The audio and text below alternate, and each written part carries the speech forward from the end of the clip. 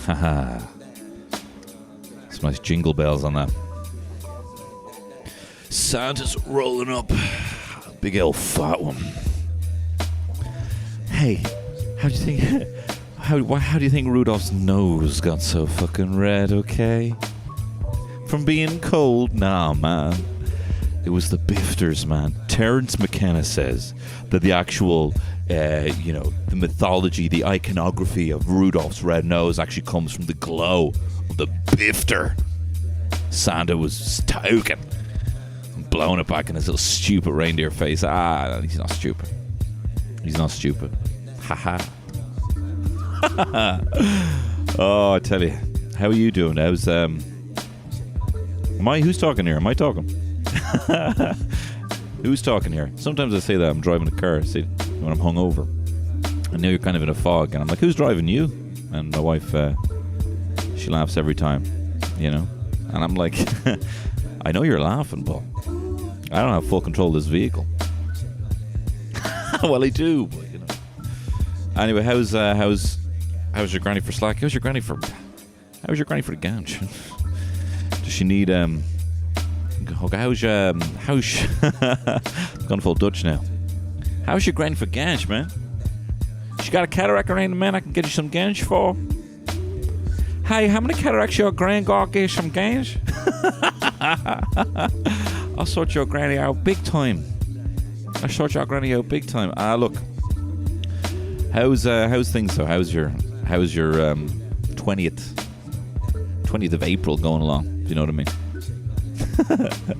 Doesn't make any sense, this whole date thing. But I hope you're gonna have a good time. I'm gonna have a great time with you. I'll be your you can call me what's the name of the ferryman? Sharon. You can call me Charan, the Ganj man, as I bring you across the river. Hey, who are we kidding? Ganj. Is this any good? I am Sharon the Ganja man, bringing you across the river Ganj. Ganges is a river. I mean, really any kind of play on words for Ganj. Like I'm sure there's some student called Sanjay who, you know, he's like an exchange student. He's in college somewhere, and you know, he's lived a bit of a sheltered life. You know, very strict parents. And one of the lads is all like, "What's your name, man?" Passing the bifter, and he goes, "Sanjay." Ganjay. Has to have happened at least once. And the guy's like, "Ha ha ha, yes." Never underestimate the punnage, the ingenuity of lads who've been having a bit of the old bit of the silly billy cilantro, if you know what I mean. A bit of the wacko broccoli. You know, the bloody funky bak choy, if you know what I mean. You guys talking the funky bak choy? What? You a narc, bro? Just call it what it is, silly billy cilantro. Hey, how old are you, bro? Calling it the... Don't even remember what I just said. But listen, we're gonna have a wonderful time. Now listen, I will say, you may hear a bit of noise outside. There are some builders, some bloody absolute Bob the Builders outside, you know. Do you know, Obama's done a lot of things, right? And he's done some bad things, but something he doesn't get called on enough is stealing Bob the Builder's whole, yes we can. Can we fix it? Yes we can. Yes we can.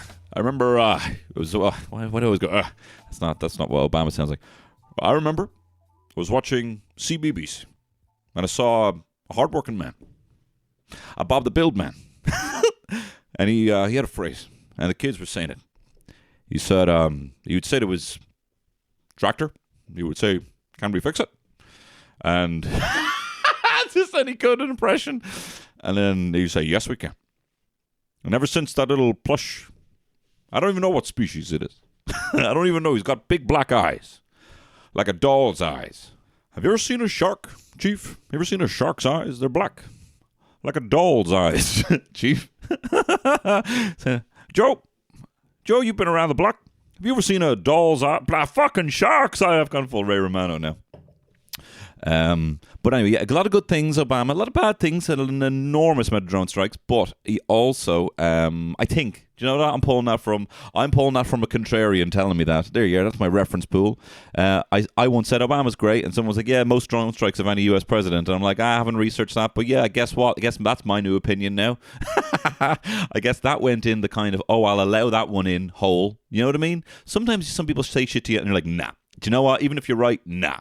And then someone who's contrarian just says something and you're like, yeah, guess I'm keeping that now. Guess that's my new opinion and I haven't researched it. Yeah, well, most drone strikes ever from any US president. Name one, they'll say to me. And I'll be like, Baghdad? Daddy, help me? Help me out of this political conversation that I'm too inexperienced for. But anyway, he's done a lot of bad things. And name number one with a bullet. Number one with the drone strike is him stealing Bob the Builder's famous catchphrase. You know, I could just picture Neil Morrisey freaked. He's there watching the Democratic convention. And he's like, I can't believe it. Those are my words coming out of his mouth. You know Neil Morrisey? You know Neil Morrisey, you did the voice of Bob the Builder? Let's just see when Bob the Builder came out, just to see how much I've alienated Bob the Builder. Bob the Snail, no thank you. No thank you. Bob the Builder, please. Bob the Builder. Bob the Builder, 1999. Okay, so if you are 23... This doesn't make a lick of sense, although he was still around in 2011. Although here's one for you, right? Is this a joke? Why am I teeing this up, right? No, hang on. I'm trying to do the mental gymnastics on this.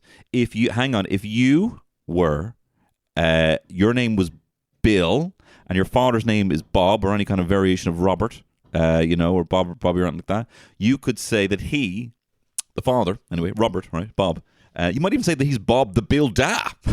Yeah. Being Bill's father. Anyone? Please come back.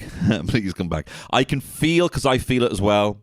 You've all shrunk to the size of an anus in cringe. I know that. I feel it too. Please come back. Please come back. There'll be no more naff commentary like that, okay? But I'm just saying that chant for a very specific scenario is on the table, right? So if your mate Bill's dad, Bob, is dropping him off, say, football or whatever, or to the top park, or to Quasar, whatever you do these days, right?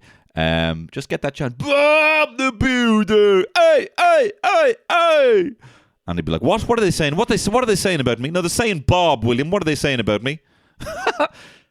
What the fuck is their fucking problem? I tell you, there's nothing, apart from the Will Smith slap, there's nothing better than someone totally getting the wrong end of the stick and going absolutely like, what? What the fuck? You said I was just doing a very gentle ribbing on your name in a very specific situation that you're having a go at my son, And like, no, it just fits in the song. Anyway, look, I've lost some of you, and the rest of you would like me to move on. So, Bob the Builder's got dead eyes. Bob the Builder's got dead eyes, right? He's got dead eyes, which prohibits him from kind of being... So I think that Postman Pat and Fireman Sam are the same species, right? They're the same kind of plush, big-nosed, doofus-looking fuckers, right? I only think that because I used to have this Fireman Sam doll, and he was made out of a type of sponge, and I used to... If people saw me in the pram, I'd be sucking on his fucking nose, right? This is about 3 or whatever. And I'd be sucking on his nose. You'd swear, and he was about the same size as me. It looked like we were wearing the fucking face off each other in the pram. Who is that baby making out with? Oh, it's just Fireman Sam. All right? And I would chew sorry, I'm swearing so much. I think I'm trying to overcompensate. I'm nervous. I am nervous. I've had a bit of the, I've had a smidge, as much as I can, and while respectively function as a father. I've had a bit of the wacky broccoli, or whatever you call it, the silly Billy Backjoy. And I'm nervous. I'll come back to Postman Pat and Fireman Sam in a second, right? But I am nervous. I kind of feel like this is like the third. I feel like you had the Killers, right, with their first album. What was it called? I think it was just called Hot Fuzz. Hot Fuss. Was it? Hot Fuss. Hot Fuss. Yes. Say Hot Fuss one more time, motherfucker. I dare you. I double dare you, motherfucker. Say Hot Fuss one more goddamn time. Hot Fuss, and then you had Sam's Town, which I've slagged before on this podcast, but it is a fucking banger, right? And then you got the Killer's third album, which is hang on, talking about third album, Day and Age, right? So, and that had what songs did that have? Spaceman, The World We Live In. Yeah, do you know what I mean? So that's what this feels like. I feel as well since I started speaking, because it was very quiet in here. You know, you kind of get in your head a little bit. You're just there walking around. You're like, and then you start talking. I felt very public. I felt like I had to, like, now I'm on I'm on the school stage, right? The school play has happened, and now I have to walk out. I have to walk out just to a spotlight, and everyone like, shh, he's about to talk. That little boy, that little boy with no pants on, who's got a really red face, is about to speak. That's what it feels like. You know, after following two spectacular, I'm talking about these 420 pods, but in this scenario, I'm talking about school plays. I'm after following two spectacular school plays. I'm after following the second class kids, right? I'm in fourth class, right? The kids in second class did the most incredible performance of interpretation of Neil Jordan's Michael Collins. They built a massive papier-mâché GPO, right? And it's like, they did the whole thing. They even did the fucking shot up in the valley when Collins is shot, and one of the kids is fucking screaming, Jesus, make no, Mick. Jesus, make no, Mick. And then there's fucking some other young fella dressed up as Kitty, Julia Roberts, and she's like, no, and she falls to her fucking knees sobbing, you know, as they play She Moves Through the Fair from the Michael Collins tape, because this is still the 90s, right? Because this is my analogy. And it's playing on some fucking busted tape player with the bass turned up too loud.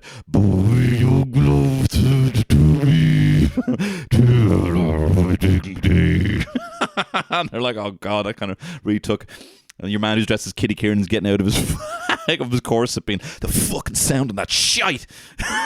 He's getting so wound up because he's given the performance of a lifetime, you know? Anyway, that's play number one. That's 420, right? This is in this analogy, right? That's 420 episode number one. And then you have 420 episode number two. And that's, I don't know, the third class kids. They're always a bit funkier. They're always a little bit more chill. They're coming out with a fucking incredible rendition of Cats.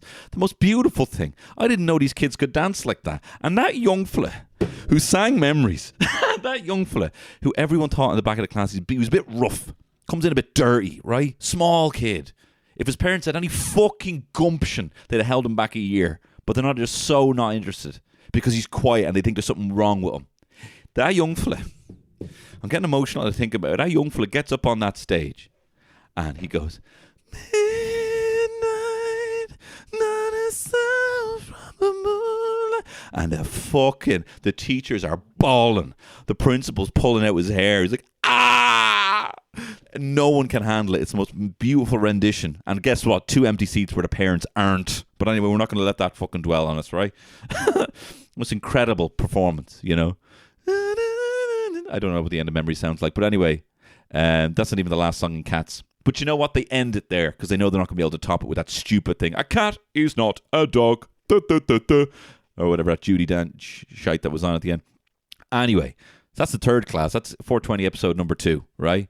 And then it's all like, it says on the playbill or whatever, it says on the kind of list of stuff that you're going to be seeing in the night. And then Tony Cantwell is going to riff for a little while, coming out here to riff a little while. And that's what it feels like, me coming out here and being like, mad when you're... Do you think Bob the Builder is the same species as... Do you think Bob the Builder is the same species as Postman Pat? I often think, look at the fucking... They're all very... They're just so plush. They're just so plush. Oh, do you know what? I'd say with his dead eyes, he'd probably rock up and they're like, what the... For the teacher's like, oh my God, what are we doing? What are we going to do? This is awful. No, but come here to me. Anyway, yeah, Obama stole from... Why am we going back to the Bob the Builder? What other school plays could you have? There was a big play that they would always do. So we in our school plays, I've been incredible. I've been incredible in my school plays. Apart from when I was just a bit too shy to sing, right? We were doing Les Miserables, and I was called because of this is when alphabetical order did me dirty, mate. This is when alphabetical order did me dirt, right? So it was usually a benefit, but I think I was like the third kid up First two lads couldn't sing a lick, and I'm like, all right, here we go. But they were singing stuff like Mary had a little lamb. They sang it to the tune of Twinkle Twinkle Little Star, right? How I wonder what you am. So they would sing all the simple shit, right? And I was trying to be trying to be a little lick, right? And our teacher had taught us a new song, the class a new song.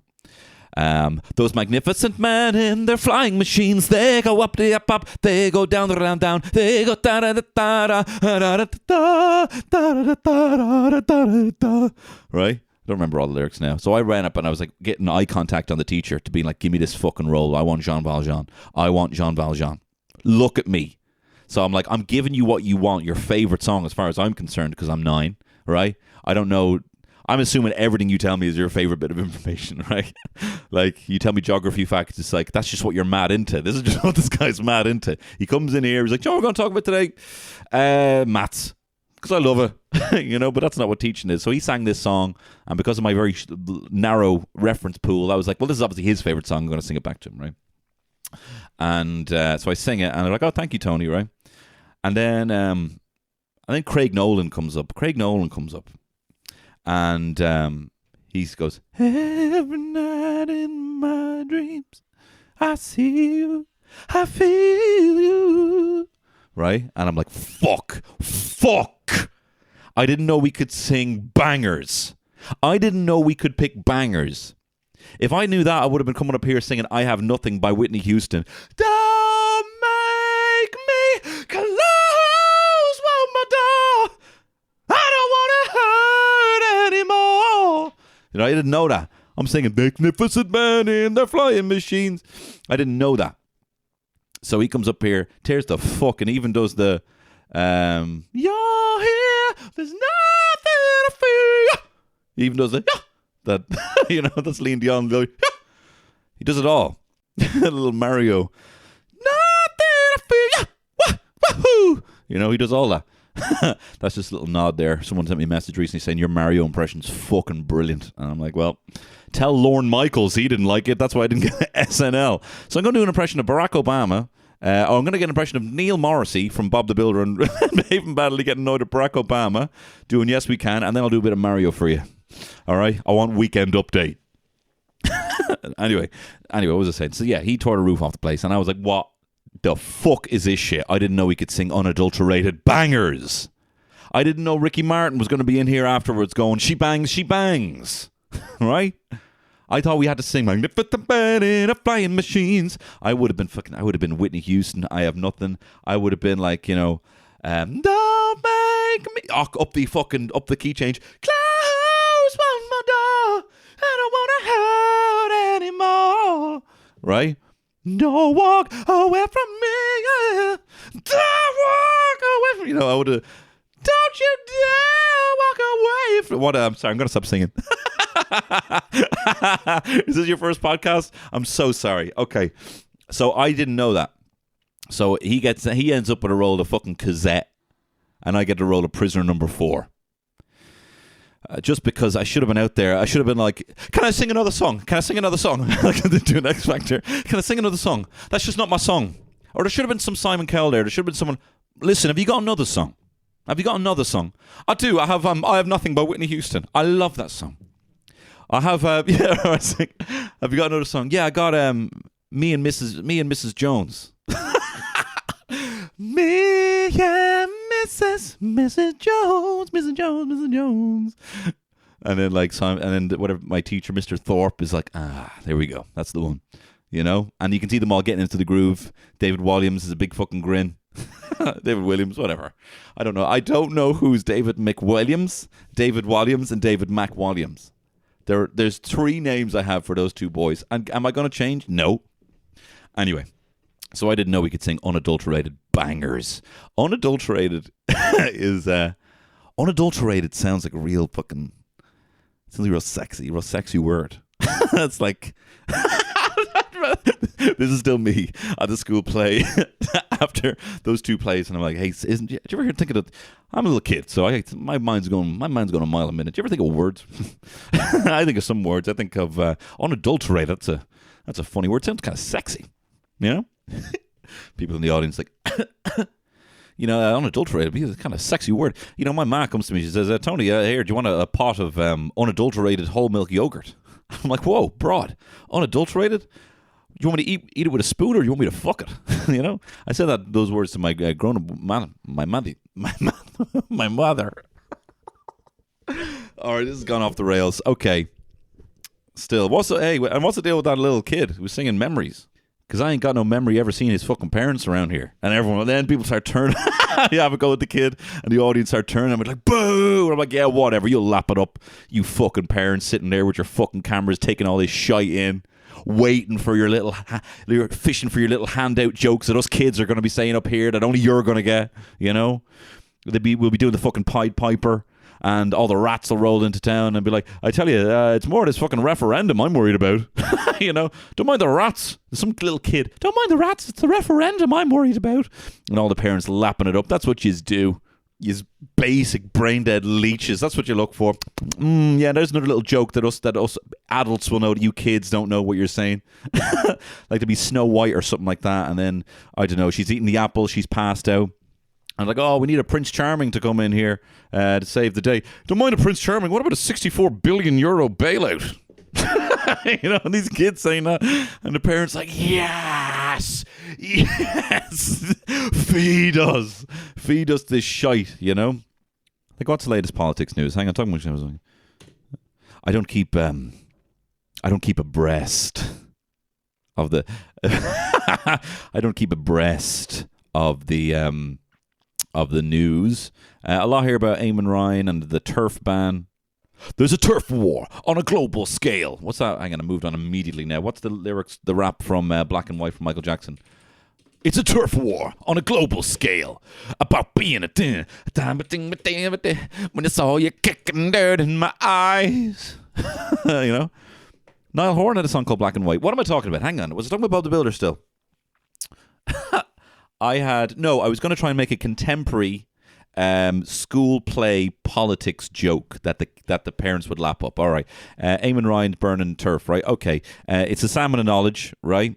And it's a story. They're telling the story of the salmon of knowledge. Young Fionn McCool is there sitting on the ground, right? Prodding the fire, right? And the old man who's caught the fish, who wants to eat the fish for the salmon, for the knowledge, right?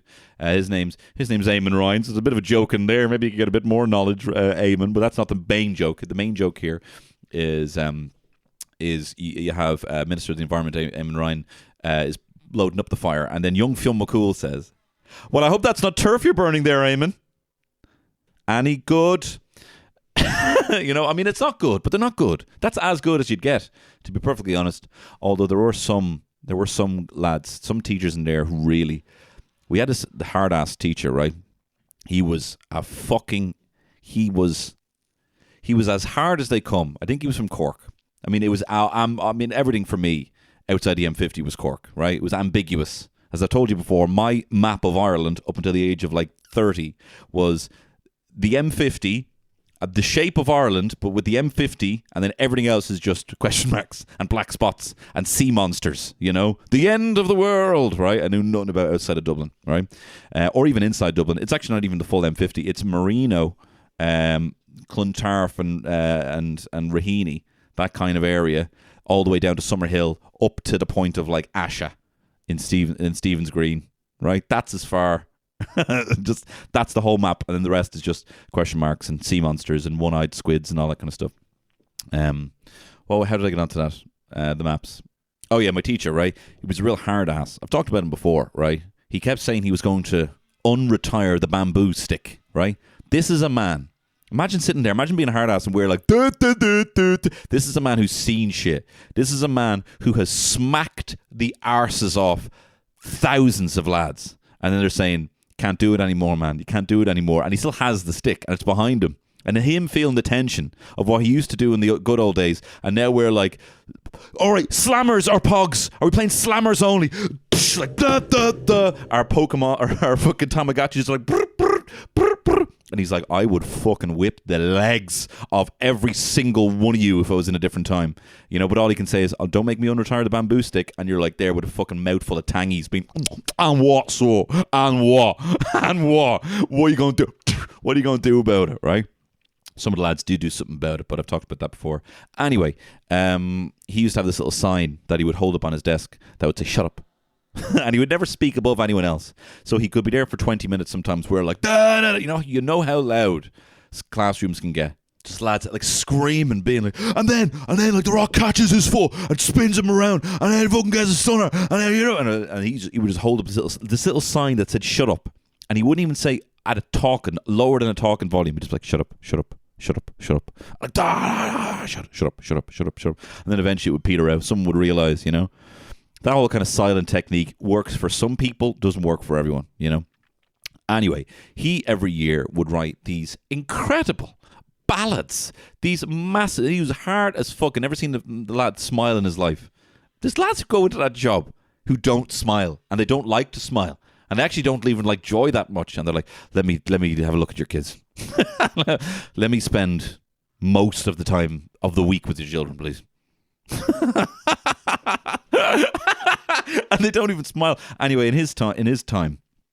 Between his, obviously looking up his own interests of maths and seeing Magnificent Men in his flying machine, he would write these. This is a different teacher, to be fair.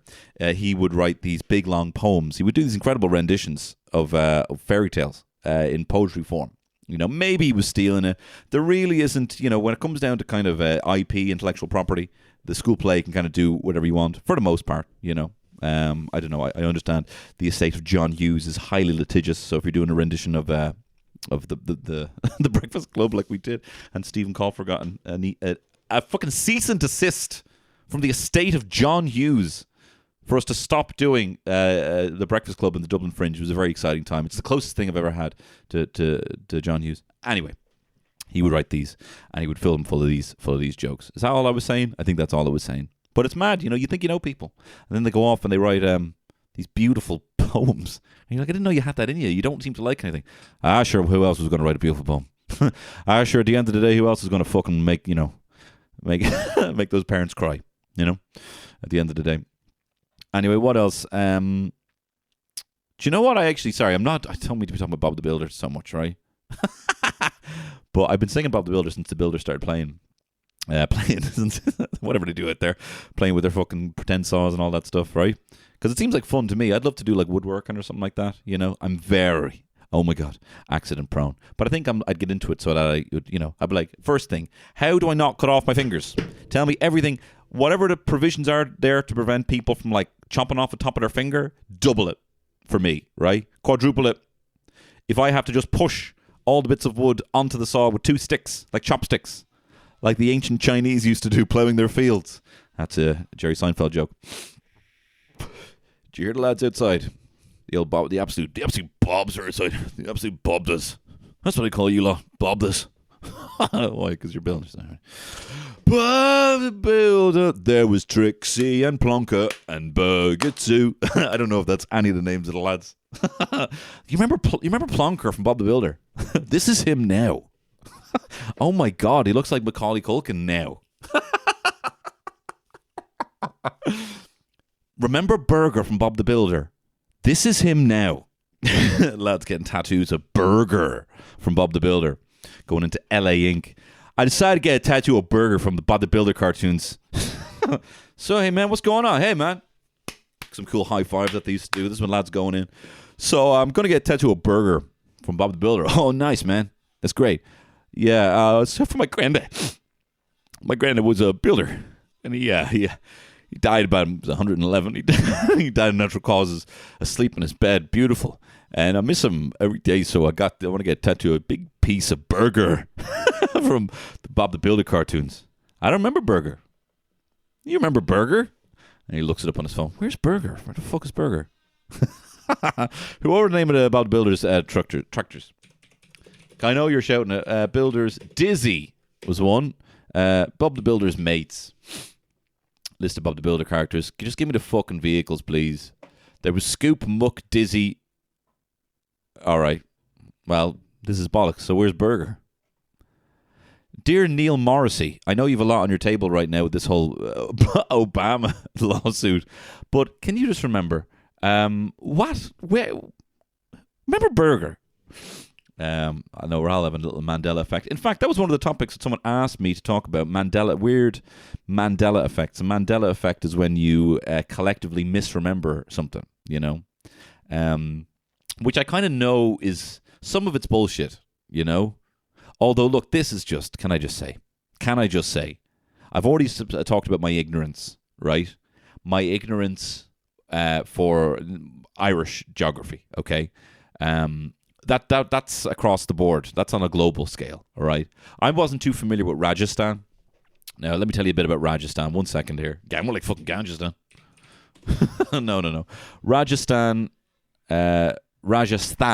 with TH, is a state in northern India, 342,000 square kilometers, the largest Indian state by area, 7th largest in population, a population of 68.5 million people, okay? So a significant part of the world, a massive state of India. And I just saw two mentions of it, and I just hadn't heard. I'm sure I probably even know some of the cities that are in Rajasthan, right? But I just never heard of Rajasthan as an actual state, right? And I saw the word Rajasthan twice in the same day, and I thought, coincidence? I was like, well, I've never heard of it. And I got this is the thing, right? As well as having a massive ego, I'm a cis white straight man. I am a giant sun, a burning star that I believe the whole world revolves around me, okay? I am both Truman and Ed Harris in my world, okay? I am controller of everything, and everyone is my puppet, right? There's a millisecond, and also I'm a child of divorce, which also is a little multiplier on that, right, towards my ego. So there is everything has to go through a millisecond filter then to get to reality. So it goes through suspicious. I've never heard of Rajasthan before. I wonder where they're pulling that shit from. Someone at the Matrix asleep at the wheel. You just dropped 2 Rajasthani references. If you're trying to invent a brand new Indian state, right? Spread it out a little bit, bruv. Okay, twice in the same day, you're slipping, right? Now, of course, what it actually is frequency illusion. The Bader-Meinhof complex or phenomenon, where you see something again and again. Like, you've never heard of an avocado? Guess what? All you're fucking seeing is avocados that week. You know what I mean? You become it's kind of frequency bias or cognitive bias, I think it's called, where you kind of you're prioritizing that in your eyes and your mind more. Like Rajasthan, never heard of that, and then I saw it again, Rajasthan, but it had to go through a filter where I'm thinking that people are making this up, that we're all in a fucking matrix, bro. It just has to go through that for some reason, and I'm so sorry to the people of Rajasthan for that level, just that level of ignorance. But I'd also, to be honest, have it with walking down the road. Limmy has a sketch about it. You're walking down the road and you see you see mad old emblems. You might be walking down the road and all of a sudden you see this fucking lion fighting a gargoyle and a unicorn emblem on something. And you're like, what? What the fuck is that? I've never seen that before in my life, And you're like, I'm on to you, right? I'm on to you about that. So I had that with Rajasthan. So that wouldn't be an example of a Mandela effect, but it's kind of a Mandela effect has something changed and everyone misremembers it. But I think it's, I think there's an explanation for it, because not all of them, people think Tiny Toons was Toons. It's Tunes, because it was all from the 40s and 50s, and they're originally just musical things that would be on the cinema, So, and people maybe misremember it because Tiny Toons was Toons. Does that make sense? You getting me? But there's loads of examples of it. Do you know what as well I was thinking, right? I have a few more. There should be a German word for this, right? You know the way there's a German word for Bader-Meinhof, as I've said, which is when you frequency illusion, you see things over and over. Schadenfreude, where you have an enjoyment of seeing someone else in pain. I made one up. I don't remember what the word is. Shit. If you do remember what it was, message me. There was a German word for the feeling of disbelief when you find out that your wife has watched 5 seasons of something in the span of 2 days. When you sat down and you watched episode 1 and then you went away, and then 2 days later you're like, where'd you get the time? How did you even do this? You work harder than me. That German word for disbelief. But I can't put a new one, right? It's the kind of liminal state between two states, right? Of when you are trying to make a baby laugh or get a response out of a baby. So you put on a hat, a small hat, okay? There's nothing that winds children up more than hats that are too small on adult heads, right? So say if it's a little cap. I've even gone so small as to take a little Lego man's cap and put it on my fucking mallet of a head and say, son, look at this, right? But there's also a time when he's not looking, and I am in agony. I am aching for him to like, son, look at my hat. Sonny, look at my hat. And I'm like, what's that on Daddy's head? And he just couldn't give a fuck. And he's like, I'm annoying. I'm like, I'm there towering above him with a tiny hat, being like, hey. It's like Attack on Titan. I'm this giant Titan. And I'm like, with a tiny hat, just aching for his attention, right? So it's to kind of explain that particular feeling of needing to be seen and the vulnerability of how you are to other adults in the room wearing a tiny hat. Like, you know it's going to be worth the payoff once he sees it, but it's the most vulnerable place in the world that you're actually in physical pain because you also you need the attention. So it's trying to explain all that. So I took 3 German words. I took silly hat and I put force there. I thought that'd be and I translated it, and the German for silly hat force is Dummhutkraft. So you're kind of in a state of Dummhutkraft when you have a tiny hat on, man, and you're desperate for a little fucker to have a look at it. Right? So that's another German word. How did I get onto that? The Bader-Meinhof, the frequency, cognitive frequency bias when you see the same thing over and over. Was it going anywhere there? Yeah, my apologies to the fine people of Rajasthan for thinking that someone made you up. I mean, I didn't think that. Do you know what it is? It's kind of like, I think I just have a little spark goes off in my head of pure delight when I find out something new, you know? Like when I went to the British Museum and I had a look at the Assyrians, and I'm like, there's wall after wall of these Assyrian kings hunting down these lions, and I don't even know who the fuck these guys are. Isn't that brilliant? Isn't that just brilliant? That there's so much behind us that you can pop up and read 1,000 books on something that you didn't even know was a thing. You know, isn't that just brilliant? Rajasthan, great. What sort of grub you got there? Not my style. That's a real shame now. That's a real shame. I'd be more into kind of the kind of Kerala kind of seafood kind of curry sort of stuff down south. That's a real shame now, Rajasthan. No. But come here to me. I'll tell you actually what it is, and I don't want to talk about this for too long because it's incredibly ignorant and self-entitled. But I kind of spent, I think I spent like 8 months in my 20s fully 100% committing to the idea that we were living in a simulation, right? Find out about simulation theory, find out about all the theories. Hey, do you think that in 20 years' time that, graphics will be indistinguishable from our own? Do you believe that we could, potentially even have tactile suits that would be indistinguishable from the human touch? You'd wear a pair of gloves and they would have sensors on it or pads that would kind of heat up or press or whatever like that, it was some sort of flexi robotics or whatever like that. If you think that's possible within your lifetime, then it's possible that we could already be in it. That's what someone who's trying to get you into simulation theory might say, right? So I was fully committed to that. And I think because I was essentially a fairly happy nihilist. And I was like, well, if we're in a simulation, I don't know what I'm doing with my life. I don't like the idea of all the pressure. I see my friends kind of going on to success and I'm not really committing to a job, and I've been sacked from like 6 jobs. And I'm like, so I kind of don't see the point in anything.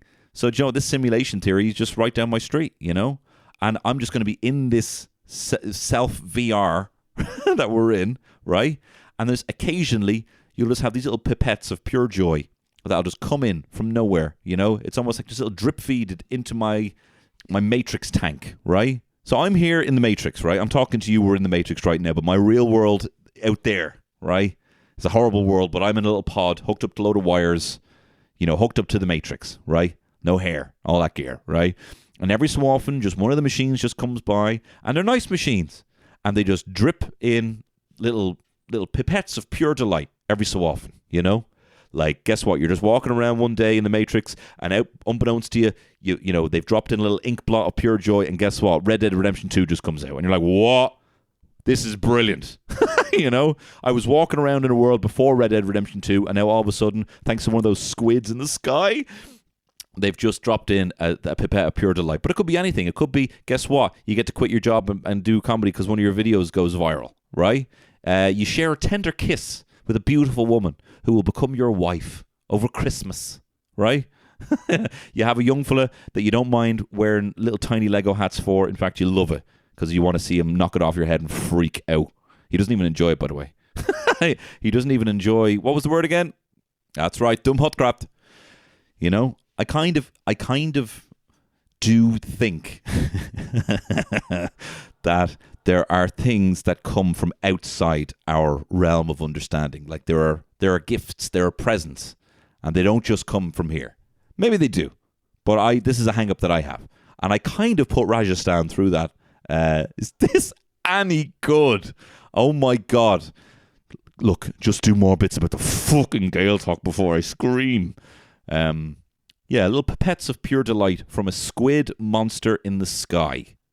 Okay? That's my religion. What do you believe in? Fucking Lamb of God. What do you believe in?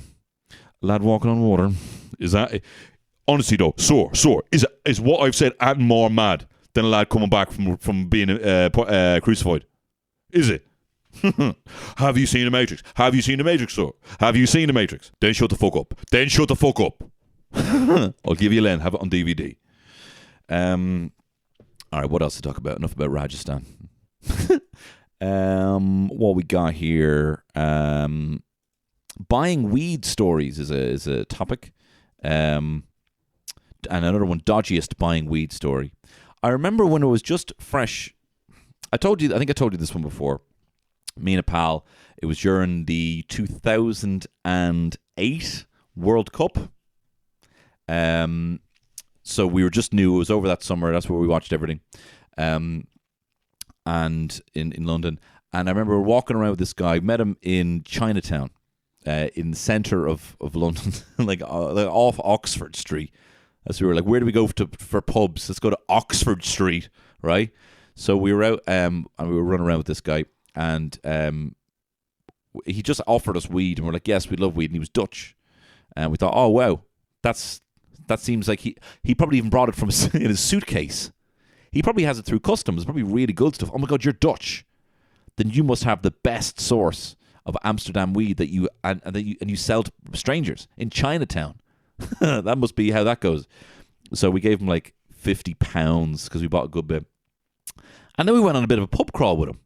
And we kind of were chatting to him and we were chatting about the World Cup. And I was lying about how much I like football and all this stuff. And then he left and my mate opened the little baggie that he gave us and it was toilet paper in a clear baggie. We got murked. This guy was like fucking Darren. I don't even want to say Darren, but Darren Orange because he was Dutch. This guy, David Blaze, more like, because he's high, because he's weed dealer. We got absolutely swindled by fucking Thief Barry, right? This guy, not even Keith Barry, Thief Barry. So that was always bad. Although there was another time. Look, I'm not gonna lie. I've been swindled about 7 times by buying weed on the street. Weed on the street. Da-da-dee-da-dee. Just being approached by people on the street. Da-da-dee-da-dee. And saying, yes, I'd like some. Because they're offering. So you're like, oh, that's nice. Maybe they get something. Maybe they get a vibe. I'm very romantic. I'm very romantic. I'm like, this time is going to be the time. It's going to be the best weed we've ever had for a bargain price, and then I'm going to get their number, and we'll be able to call them again. It's going to be amazing, right? Anyway, so listen, we're walking down Shoreditch High Street, right? This is just up the road, really, still kind of centre of London. Walking up Shoreditch High Street, and this guy who looks like Mark Morrison, Return of the Mac yet again. Big, tall black man with a big black trench coat and a black hat, right? Big black man with a big black Mac, right? This is buying weed with Dr. Seuss, right? And he was like, would you like some weed? I said, yes, sir. How much? He says, an extortionate amount. I said, brilliant. And then I said, thank you very much. We walk away. He's skipping down the road like Dorothy and the Tin Man and the other 3. And open it and it's lettuce. It's like, or some sort of, I don't know, cheap vegetable. Basil. It's not weed. Looks shy. So then we're like, well, first we're like, here, we should really say something. Yeah. What you got to do? I think we'll win. I think me and you will win against this massive guy, this massive criminal. What do you think, man? There's 2 little 21-year-olds, right? Or 23. Anyway, so then we're like, actually, do you know what? I think our best victory would be to never shop from him again. Whatever kind of victory you kind of, whatever helps you sleep. So then we were walking down Shoreditch High Street another time, and this woman came over to us. Now, I was led to believe that women were trustworthy. Well, not this woman. This woman was a liar, as it turned out, right? We saw Mark Morrison down the road, and we were like, we're not going down that side of the road. We crossed over. Mostly because we were intimidated, but partially we're like, he's not getting our custom after what he did. So then we bumped into this woman, and she's like, would you like some marijuana? We said yes. And and then she says, and I said, do you know what? And I turned to my friend, I was like, can I just have a little powwow with my friend here? And we pop our head around, almost as you can't hear. She's standing there like in a film. Like, what do people do when people turn around to have a little quick word and they're just standing there? That's what happened in this case. We turn around. Okay, so I think what we should do is, right, we should say, I want to see the weed before. That's a great idea. Fucking great idea. We want to see the weed before we give the money. Okay. All right. Hello. Hi, madam. Look, you seem like a trustworthy woman. My friend and I had a little powwow, and we would like to see the weed before we give you any money for it, if that will be okay, if that would be to your liking.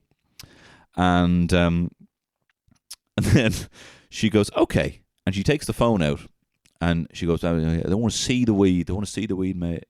And then she goes, oh, okay. And then she gives the phone to me. And I'm like, yeah, we were just telling your trustworthy colleague here that, we actually would like to see the product before we splash the dimes, And he goes, yeah, mate, I get you, yeah, but you could also like give it the money and fuck off. It's fucking Mark Morrison again. It's the same guy. And I was like, excuse me, beg your pardon. Sorry, he was breaking up there. Just getting intimidated by a guy who could be anywhere on the phone. It was like phone booth. I was like Colin Farrell in phone booth being intimidated. And he goes, yeah, mate, I need you to give her the money and then fuck off. Like, not even give me the money or I'll kill you. Give me the money or I'll knife you. Give her the money or I'll gloss you, bruv. Give her the money and then fuck off. And this was another Darren Brown, mentalist swindler, right? And then, and so, I mean, I did. And it dawns on me now, I could have said that and I could have hung up the phone and be like, yeah, do you know what? He actually says get us double for that price. Get us double the amount of weed, actual real weed. And he also said throw in a can of Coke. So his words, love, not mine. All right. But I didn't. I said, okay, cool. So here you go. He told me to give you this. And I chanced it. And he's like, and we'll wait for you to get the thing for us. And she goes, okay. So I didn't do exactly as I was asked to fuck off. And I just stood there. And she walked off with our money again, right? And there was another lad, right? He was an English guy, but his name was... he was an Indian guy, but his name was English. He said, everyone calls me English, right? I'm like, okay. And I met him somewhere. I don't know who. I think someone in the call center gave me his number. And he also wore a big, long, black leather Mac. And he had very Matrix. He had a trim-lined Matrix beard. The same one Anthony Mackie has that almost ruins the final scene in Endgame with Cap giving him the shield. That tiny little fucking beard almost ruins everything that came before. I hate it so much. But anyway, he had a little skinny beard and his hair is skinny, like not much hair, tied back, and he had a long nose. And looked like a kind of crescent moon head, right? Looked like he hadn't slept. Anyway, I got his number, and he goes, yes. I sent him a text, and I was like, hey, English, I'm looking to buy whatever leaf emoji or whatever. And it was actually before emojis. I said a bit of green, hoping that I wouldn't want to say weed in case the cop saw it. He's like, what's green? I'm like, a fucking Kermit Teddy, Miss Piggy. No. I would never. I said, so I was trying to be elusive in my text. So I said, hey, English, I'm looking to get some green. And I get a message saying, yes, meet me. I'm just coming out of Homerton Mental Hospital. Can you meet me in an hour? And I'm like, yeah, okay, I'll be there in a minute. And then I was running late. Sorry, English. I'll be there. Like texting the same fucking apologetic texts that I send to my friends when I'm like 15 minutes late that I know I'm going to be 2 hours late. Just around the corner, English. I'll be there in a minute. Really sorry about this. I'm as annoyed as you are. And me and my mate went to go get some weed off him, and he actually did have weed, thank God. And we used to hit him up then for a while. But I remember he was giving us the weed, And he's like, you smoke a lot. And I was all like, yeah, man, all the time. Haha. No, I didn't, I still don't much, And he goes, well, let me tell you, mate, this shit you're about to smoke is detrimental, bro. And he seemed to be happy with that. And I was like, I said to my mate, I think you just got the adjective wrong, I think he means it's good, And I'm like, oh, haha, cool, thank you. Do you want to smoke some? And I'm like, no, I'm in a hurry, but I really am scared. So that wasn't dodgy, So yeah, those are my dodgiest. Okay. Connor Killeen says, best stoner engineering feats. What are the best stoner engineering feats? I don't mean to be having a go. We were, again, early 20s when I had the time. We were mad into the waterfall. I still have friends. In their mid-30s. They were like, man, sorry, didn't get back to the text. Did a waterfall there. I burnt a hole. I came home from my well-paying job, and I got a big bottle of Evian, and I put a lighter to it, and a waterfall is an incredible engineering feat. It's actually more of a kind of a spectacle than it is a kind of, a recreational enjoyment tool. Because what you do is, right, you take a bottle and you put a hole about, say, picture a Coca-Cola bottle, right? And you know the way it's kind of shaped like a rocket. And you know the way there's multiple curves. You know the way at the bottom you have the little feet, right? And you have a kind of a little curve, a rounded curve of the end. Give it a bit of stability, right? About halfway into that curve, you poke a hole, okay? And then what you do as well is you take the lid off, a big enough hole, about the size of your fingertip, right? Or maybe your baby fingertip, right? You can do that with a lighter and then just kind of push it in when it's a bit molten, right?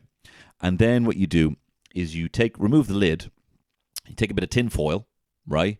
You put it on top of the lid and you poke a series of holes in it with a compass, okay? And so you have a little basket that has holes in it for ventilation. And then you take that off, right? And you have that there to be ready. And you put your finger over the hole and you fill the water up to the top, right? Or maybe about 70% to the top. And then what you do is you put the filter thing back on, the kind of gauze back on the top, right? With your finger still on the thing. And then you put weed on the top of that. And then you light it. And then you let go of your finger. And the suction of the water going out pulls the air down. And it fills the bottle full of smoke. And because as well there's a bit of water in there, it has a bit of a cooling effect. A little bit. Not so much as like a bong, but a little bit. And then when it's down almost to the hole, or when comes all the way out and there's enough water, you put your finger back over the hole, take the gauze off, right? And that's always a bit of a tricky bit. You don't want to ruin the gauze, but you want to get in there as quick as possible, especially when you're dealing with, especially back in the day when you're like 20 and you bought 20 quid worth of weed and you try and make it last like 8 months. So you're very, it's so sparing. Considering the fact you can get robbed 7 times in a row to try and get it, it's like gold dust. It's like saffron, right? But you see all the smoke cascade down the bottle. It's a very visually stunning effect. However, doing one, the last time I did it, I think I was like 26. And this is where we're like all kind of young professionals. We all have a good job, going to a mate's gaff. We did a waterfall each. And then we just kind of like sat down and we're just sitting down there being like, are we all right? Are you offended by the way I sat down? Are you offended by how I handed you that PlayStation controller? Are we cool? I feel like our vibe is off right now because we're kind of freaking out. You know what I mean?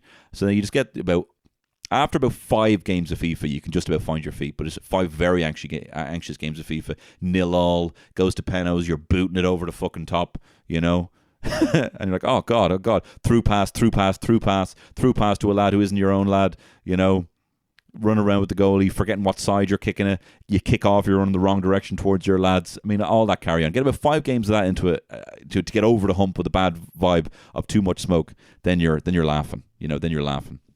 All right, last one here. Any mad shit you've been thinking about? Okay. I was trying to talk about this on a recent podcast that I didn't end up putting into the podcast, but I'll try and explain it now, right? And it's this is nonsense, smoke circle chat, right?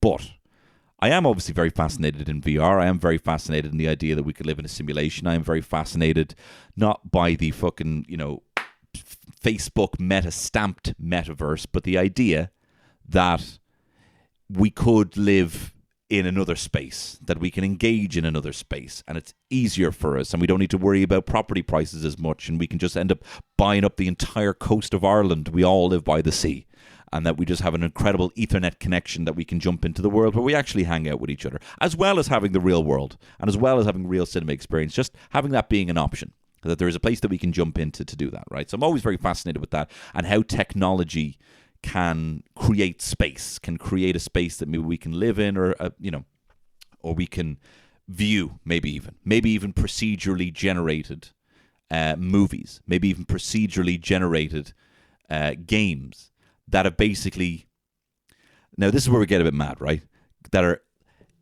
Could it be possible to scan the brain to the point where we know the exact stimuli of someone playing a game that they love?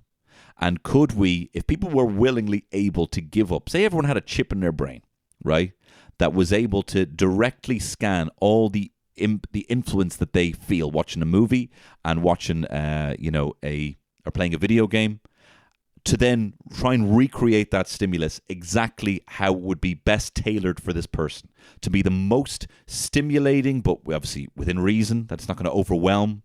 It's exactly what you want to see. That we could all go to the cinema and all see, we put on our glasses, it connects with our chip, and we see the film that's exactly what we want to see. I feel like that's the only way you're ever going to have something as good as Endgame in the cinema again, where all the Easter eggs just came together in the best way, and all the influence came together in the best way. I don't know if we're going to have a cinema experience like that, but I wonder, are we going to have custom procedurally generated movies based on our own stimuli with a chip in our brain? Just with that, right? But then also, is it possible that, say, like Steven Spielberg's brain, right? Steven Spielberg had a life. He's had influence. He loves Stanley Kubrick. He loves Walt Disney. He loves John Ford movies. He loves the serials of Flash Gordon, and loves westerns and all this. He's had influence, and he's also had personal emotional experience with his parents getting divorced. He got a bit of a complex of never wanting to grow up and all that kind of stuff, right? So he's got a very specific brain, and he's luckily had the money and the incredible talent to be able to push, take all that, put it through his prism, and then create movies like Jurassic Park, like E.T., Minority Report. All the movies he's been able to make have gone through his prism. But what if there was another brain? Like, what if there was, you could basically, because if you could procedurally generate the movie, then all you would need would be the brain. And what if we start watching movies that we don't even know if we think we're going to like? Because that'll get stale after a while, seeing movies exactly how you want to see them in the cinema, right? But what about, there's some young fella, maybe he's even a little young fella who doesn't talk much, who was singing Memories in third class. What if he is able to connect his chip to, Unreal Engine 20, and he's able to make the most incredible movies we've ever seen, just based on an AI going into his brain, seeing what would stimulate him the most, right? And then he shows that movie, and it's a blockbuster. He has passively created blockbuster content. Is that possible in our lifetime? Is that possible in a game? Are we then looking to play... Or not, before we even get to game, like, say, what if you're able to put your chip, connect with an AI, that it scans your brain and it takes everything from Game of Thrones, and it makes the last 3 seasons plus 2 incredible. And there's like the fucking little Jonesy, the little scrote from third class cut, Jonesy's cut, and it's just procedurally generated, imperceptible, photorealistic. Nicholas Waldo, whatever his name is, the Mountain, they're all there, and they look great, That could be possible within our lifetime. That procedurally generated technology exactly tailored to our liking, based on giving over, certainly a lot of privacy in your own brain, I don't know if I'd do it, but it's fascinating to think about just the potential, because I think you could probably do a very shit version of it now. Bots writing scripts. Could that bot that wrote the script then be put through an AI, Unreal Engine, where it just creates exactly what you've seen with fake voices? You could make a shit version of that now. Could you make an okay version in 5 years? I reckon so.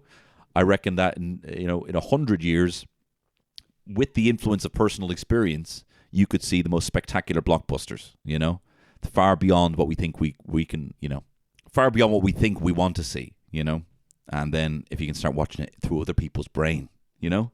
Like imagine just someone's just born with a brain and you're able to put all this technology through it, not against their will, if they're up for it, and then they just share it on like a YouTube. And you're like, this is the best Batman flick that has ever existed.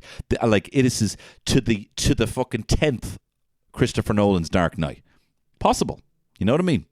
So it's the kind of the democratization of reality. Do you know what I mean? It's allowing a conjuring of any world. And for video games, you know, it could just be like, oh, well, I'm getting from the stimuli in this guy's brain that he wants a dragon to pop out right now. And like, oh my God, how did you know? Oh my God. And to narrowly defeat it. Or defeat it and learn a lesson. You know what I mean? Depending on what kind of thing. Some people, and it might be someone's brain that's like, all right, immediately go 2D. Now we're in a 2D world. That's what he would love. Something fucking, change it up. Now everything's hand-drawn animation out of nowhere, just to exactly know what this person wants, and then to be able to upload those and share those experiences with, the AI, probably taking a cut on this AI video game store. Anyway, that's the maddest shit I've been thinking about recently. And it's the reason now that I need to start looking at a pension, right? Because I'm not moving to Florida, bro, in my later years. I'm not moving to Spain. I'm moving to the Canaries. I'm going online, right?